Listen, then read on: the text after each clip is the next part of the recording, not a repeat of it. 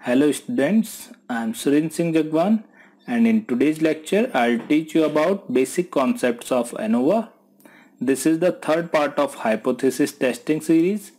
This lecture is very much helpful for UGC NET exam for MBA and BBA students. For better understanding of this lecture, I'll suggest you to go through the previous two parts of this series. Links are given in the description. Topics जो हम इस exercise में cover करने वाले हैं, first of all introduction of ANOVA, then when to use ANOVA, कब ANOVA को use करना है, देन terms used in exercise, then basic principles of ANOVA, then types of ANOVA, then ANOVA process with some examples and at last there will be assignment. Introduction of ANOVA. ANOVA एक short form है analysis of variance की. This is the statistical technique was developed by statistician and evolutionary biologist Ronald Fisher in 1918. 1918 में Ronald Fisher ने इसको develop किया था. This test is also called the Fisher analysis of variance. It is a parametric test, works on quantitative data. क्योंकि ये parametric test है तो ये क्वांटिटेटिव डेटा के ऊपर काम करता है. It is used to find out the significance between more than 2 samples in research. 2 से ज़्यादा अगर आपके सैंपल्स हैं तो उसके लिए आपको इस टेस्ट को यूज़ कर सकते हैं. अगर वो पैरामेट्रिक टेस्ट है क्वांटिटेटिव डेटा वाला तो फिर आप एनोवा टेस्ट को यूज़ कर सकते हैं. It try to find the difference in mean of more than 2 samples. तो 2 से ज़्यादा जो सैंपल्स होते हैं उनके बीच में डिफरेंस फाइंड आउट करने के लिए इस टेस्ट को यूज़ किया जाता है. एक एग्जांपल के थ्रू इसको समझ लेते हैं. अगर आपको इंडिया में आईक्यू स्कोर का मीन चेक करना है कि अलग अलग स्टेट्स में आईक्यू स्कोर सेम है या डिफरेंट है, तो आप उसको इस एनोवा टेस्ट के थ्रू चेक कर सकते हो. आप डेटा कलेक्ट करोगे लाइक केरला, उत्तर प्रदेश, महाराष्ट्र और गुजरात. यहाँ पे 4 स्टेट है, यानी कि 4 सैंपल आपके पास होंगे और इन 4 सैंपल के डेटा को जब आप मीन एनालाइज करने की कोशिश करोगे तो आप analysis of variance ANOVA test का यूज कर सकते हो. When to use ANOVA. ANOVA test जैसे हमने पहले ही बोला है, एनोवा टेस्ट जो है वो 2 से ज़्यादा सैंपल्स के लिए एनालिसिस करने के लिए यूज़ किया जाता है. क्योंकि हमारे पास ऑलरेडी टी टेस्ट और जेड टेस्ट अवेलेबल हैं जो 1 और 2 सैंपल्स के मीन टेस्ट को चेक करने के लिए यूज़ किए जाते हैं. सो जो ये एनोवा टेस्ट है ये टी और जेड सैंपल टेस्ट जो होते हैं इन्हीं का ही एक्सटेंशन है, उन्हीं का ही बढ़ावा रूप है. अब कुछ टर्म्स देख लेते हैं जो इस टेस्ट में यूज होने वाले हैं. First one is sum of squares. This is denoted by SS. SS से सम ऑफ स्क्वायर को डिनोट किया जाता है जो कि रिफर करता है स्क्वायर डेविएशन को मीन्स के. जो सैंपल्स के जो मीन्स होते हैं उनकी स्क्वायर डेविएशन को ये डिनोट करता है SS sum of squares. Second one is SS between sample mean. Sample mean के बीच में सम ऑफ स्क्वायर्स. तो सैंपल मीन्स जो अलग अलग आपके निकलेंगे उनके बीच के सम ऑफ स्क्वायर्स को डिनोट करता है एसएस बिटवीन सैंपल मीन. ये आपका आगे फॉर्मूला में बताऊंगा मैं. देन आपका है SS with in sample mean. एक ही सैंपल के अंदर में सम ऑफ स्क्वायर्स. तो ये भी मैं आपको आगे फॉर्मूला में बताने वाला हूं. अभी ये समझ लीजिए कि एक ही सैंपल के अंदर अगर हम सम ऑफ स्क्वायर्स निकालते हैं तो sum of square within sample mean उसे कहते हैं. Next term is MS. ये नोटेशन है आपकी मीन स्क्वायर के लिए. इसको निकालने का अगर आपको एसएस बिटवीन का एमएस निकालना है मीन स्क्वायर तो SS between sample mean upon हो जाएगा डिग्री ऑफ फ्रीडम. अगर आपको SS with in sample mean निकालना है, उसका मीन स्क्वायर निकालना है तो वो होगा SS with in sample mean upon degree of freedom. Next one is degree of freedom. Degree of freedom को आप प्रीवियस एक्सरसाइज में भी पढ़ चुके हैं. बेसिकली यहाँ पे डिग्री ऑफ फ्रीडम जो जनरली प्रीवियस एक्सरसाइज में सैंपल साइज -1 होती थी, तो यहाँ पे 2 टाइप के सैंपल्स आपके होते हैं. एक होता है सैंपल मीन बिटवीन वाला और एक होता है विद इन सैंपल मीन वाला. तो सैंपल मीन बिटवीन में जितने सैंपल्स हैं -1 और जो सैंपल विद इन वाले होते हैं -1. तो इन दोनों के थ्रू आपके 2 डिग्री ऑफ फ्रीडम यहाँ पे निकाले जाएंगे. Next one is F ratio.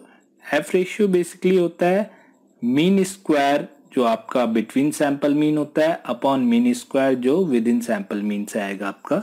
तो इससे जो रिजल्ट आएगा आपका वो एफ रेशियो होगा। इट मीन्स कि एक रिलेशनशिप होगी, रेशियो मतलब रिलेशनशिप जो बिटवीन सैंपल मीन है और विद इन सैंपल मीन है, उसके थ्रू आपका एफ रेशियो निकाला जाएगा, जिससे जो वैल्यू आएगी उसको हम एफ टेबल की वैल्यू के साथ में मैच करेंगे।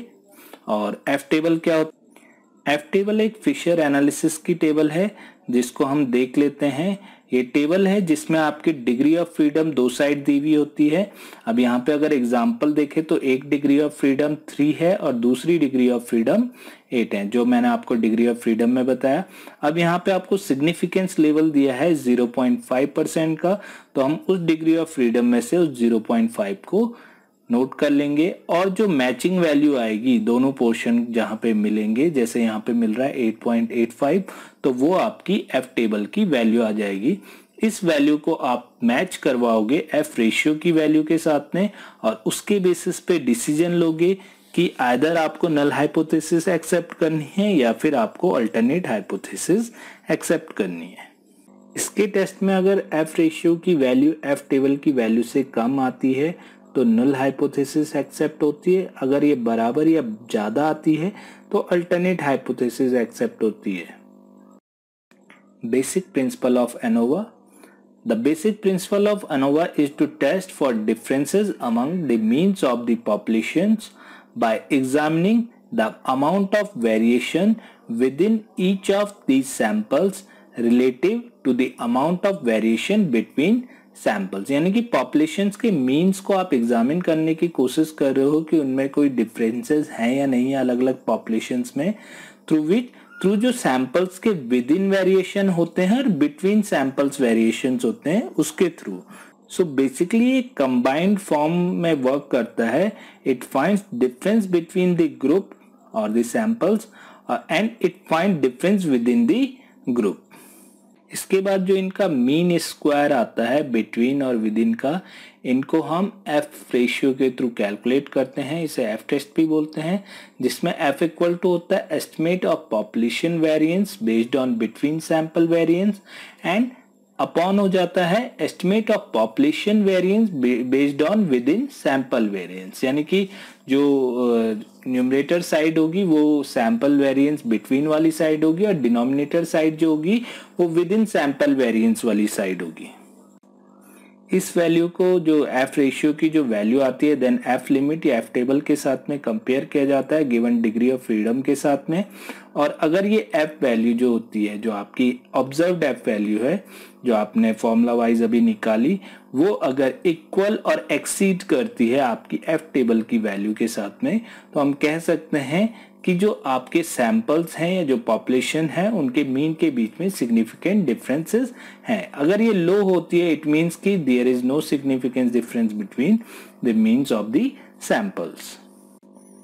सम अजम्पशन ऑफ एनोवा। क्या क्या अजम्पशंस आपके एनोवा की हैं जो सेम है जो पैरामीट्रिक टेस्ट के लिए यूज की जाती हैं। First is independence of observation.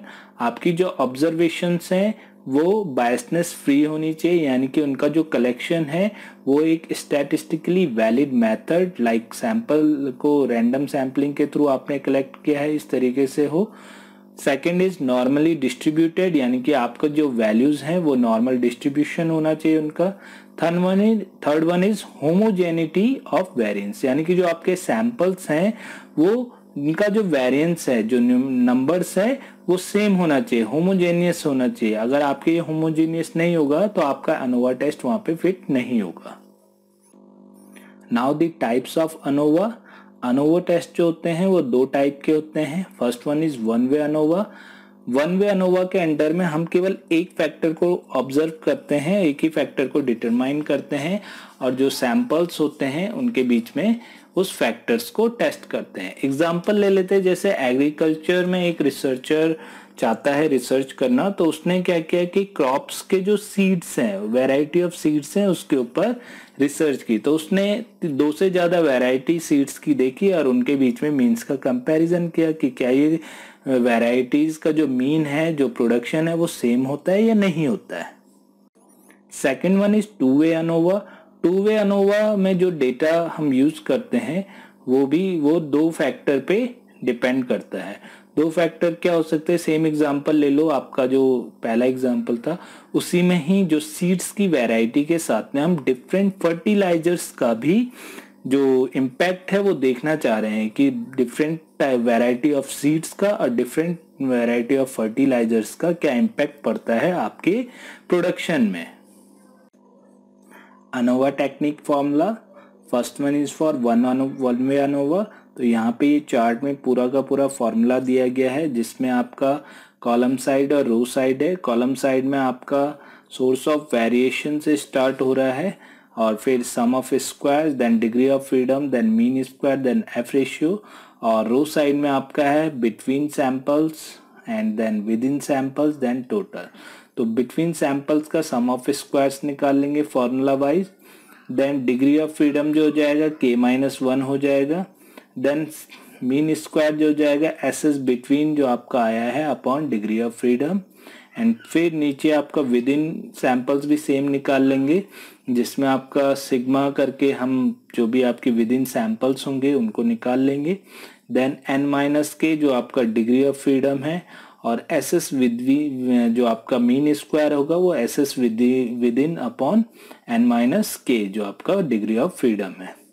Then आपको टोटल दिया गया है और इधर जो आपको एफ रेशियो दिया गया है मीन स्क्वायर बिटवीन और मीन स्क्वायर विद इन करके।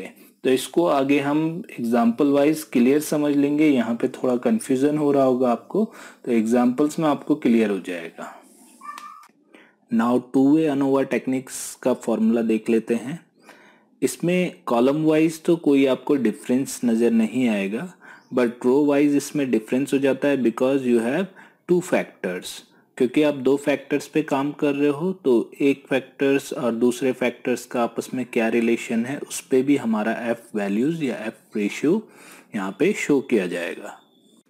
रो वाइज आप यहाँ पे देख रहे होंगे बिटवीन कॉलम ट्रीटमेंट्स है, देन बिटवीन रो ट्रीटमेंट्स है, यानी कि कॉलम फॉर्म में हम इसको चेक करेंगे, देन रो फॉर्म में हम इसका SS square, degree of freedom, mean square of F ratio निकालेंगे। देन इसके बाद हम निकालेंगे इनका interaction. Interaction means column form में और रो फॉर्म में दोनों जो है इनका मल्टीप्लिकेशन हो जाता है इंट्रैक्शन में, और इस फॉर्म में हम इसका एफ रेशियो निकालेंगे। देन रेजिडुअल या फिर एरर इसको जो हम बोलते हैं, जो हमको बहुत ज़रूरी है एफ रेशियो के लिए, विद इन भी इसको बोला जाता है। तो इस विद इन को भी हम निकालेंगे MS रेजिडुअल के फॉर्म में और इसको बाद में हम रेशियो के डिवीज़न के रूप में यूज़ करेंगे। यहाँ पे आप एक फॉर्मूला देख रहे होंगे t का होल स्क्वायर अपॉन n, जिससे हम करेक्शन फैक्टर भी कहते हैं, जहाँ पर t जो है वो टोटल ऑफ फ्रीक्वेंसी है, जितनी भी फ्रीक्वेंसी है उनका टोटल कर देंगे तो आपका t निकल जाएगा, और जो n है वो है नंबर ऑफ फ्रीक्वेंसी, यानी कि जितने भी सैंपल्स आपके हैं वो आपके n हो जाएंगे। इसका यूज़ आपका दोनों में हो रहा है, कॉलम ट्रीटमेंट में भी हो रहा है, रो ट्रीटमेंट भी हो रहा है, और अगर आप टोटल भी निकालना चाहते हैं तो वहाँ पे भी आपका इसका यूज़ हो रहा है। तो ये बहुत इंपॉर्टेंट है, आप इसको पहले ही निकाल लेंगे इसमें। इसके बाद जो आपका यहाँ पे TJ है, तो TJ अगर आपका कॉलम को डिनोट करता है तो आपका TJ जो होगा वो टोटल कॉलम फ्रिक्वेंसी हो जाएगी, और TI है अगर I आपका रोज को डिनोट कर रहा है तो आपका ये टोटल रोज फ्रिक्वेंसी हो जाएगी। C एंड R जो आपके डिग्री ऑफ फ्रीडम में यूज हो रहे हैं, ये C जो है कॉलम वाइज सैंपल साइज हो गया, R जो है रो वाइज सैंपल साइज हो गया। एट लास्ट जब आप देखेंगे जो एफ रेशियो इसमें निकलते हैं, जो हमारा वन वे में निकलता है वो केवल 1 एफ रेशियो निकलता है, तो वहाँ पे हम सिंगल एफ रेशियो उसको कह देते हैं। यहाँ पे हमारे 3 एफ रेशियो निकलेंगे, F1, F2 और F3 की फॉर्म में। तो इनके बेसिस पे हम डिग्री ऑफ फ्रीडम जो इनकी दी है उसके हिसाब से हम चेक करेंगे, मैच करेंगे कि ये एफ रेशियो जो है एफ टेबल के हिसाब से कहाँ पर एग्जिस्ट करता है। इसके ही बेसिस पे आपके अलग अलग वैल्यू चेक कर पाएंगे हम कि ये वैल्यूज आपकी नुल हाइपोथेसिस को बिलोंग करती हैं या फिर अल्टरनेट हाइपोथेसिस को, यानी कि सिग्निफिकेंस दिखाता है या नहीं दिखाता है। बेसिक कॉन्सेप्ट्स ऑफ अनोवा में आज मैं आपको इस लेक्चर में केवल वन वे अनोवा का एग्जांपल आपको शो करूंगा, बिकॉज ये लेक्चर बहुत ज़्यादा लेंदी हो रहा है, तो इसके कारण टू वे अनोवा के कुछ एग्जांपल्स मैं आपको नेक्स्ट लेक्चर में समझा दूंगा।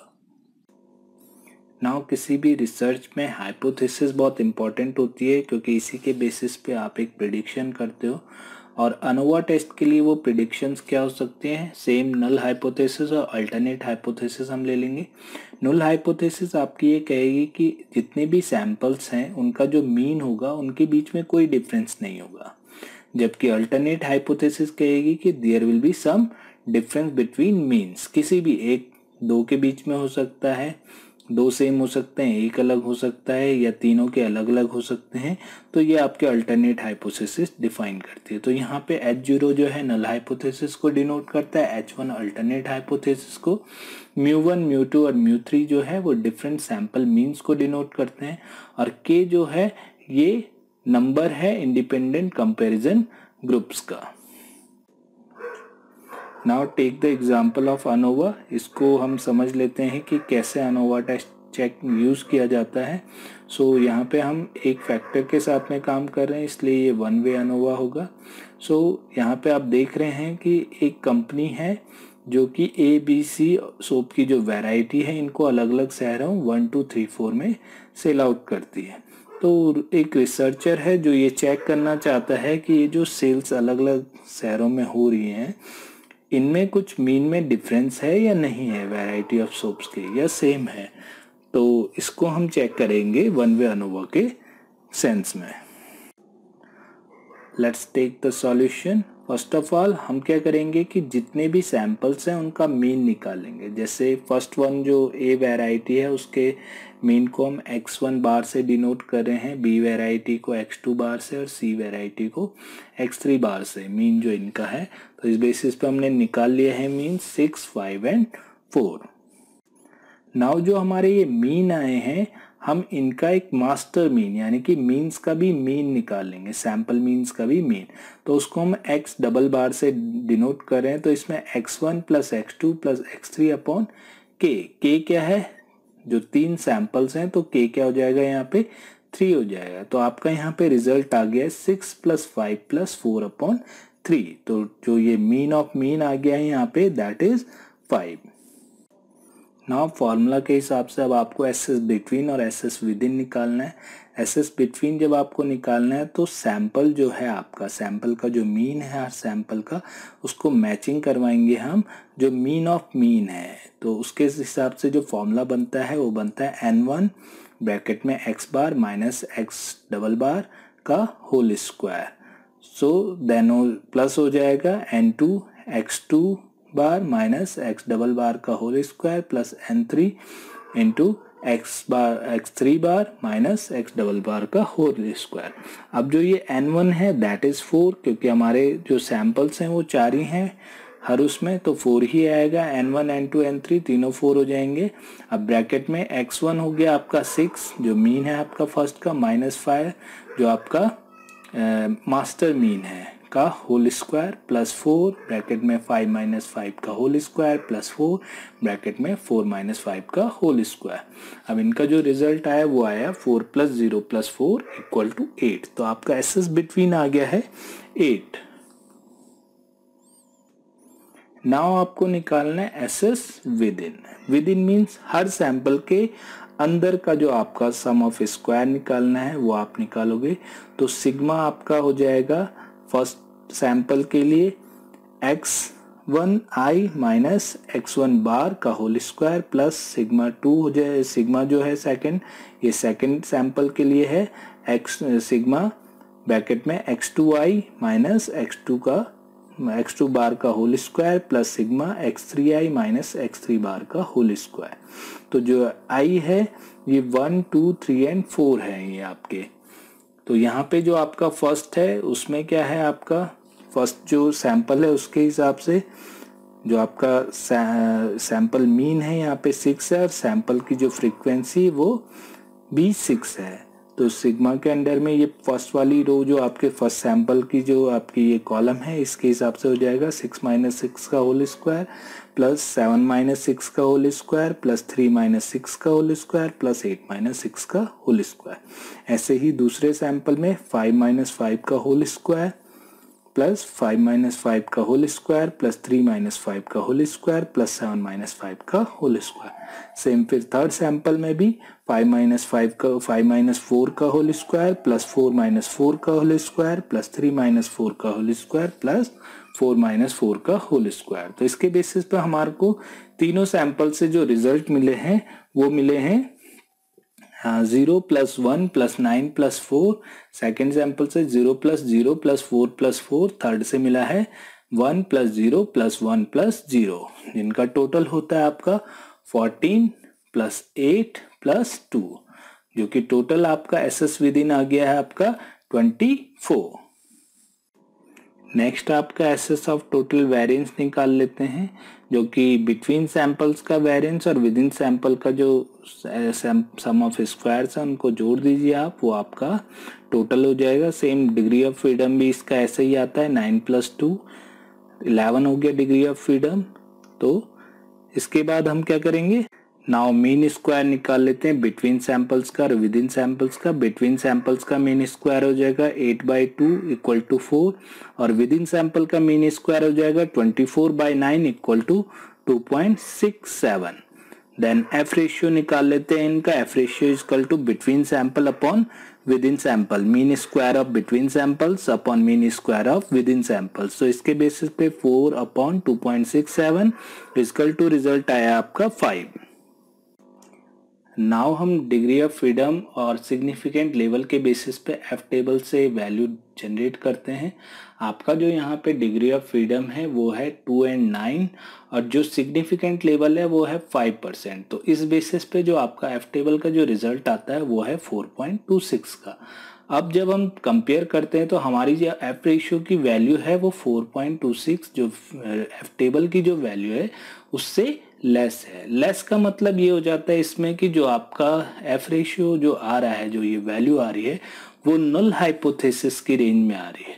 null hypothesis means there is no significant relationship between samples. So इससे आपका ये पता चलता है कि आपके जो मीन्स है सेल्स के उनमें कोई डिफरेंस जनरली नहीं है। That was all in the basic concepts of ANOVA. I hope you all would have understand this. Every information has some source and inspiration. I got knowledge and inspiration from these sources. Now prepare assignments on the given exercise. Take some more numerical examples related to the topic. If you find sound information through this lecture, then like this video and comment us to motivate. For being updated, subscribe our channel Professional Shiksha because we make lectures videos helpful in your professional education. We will meet you in next lecture. Till then, bye bye. Thank you. Have a nice day. Keep learning.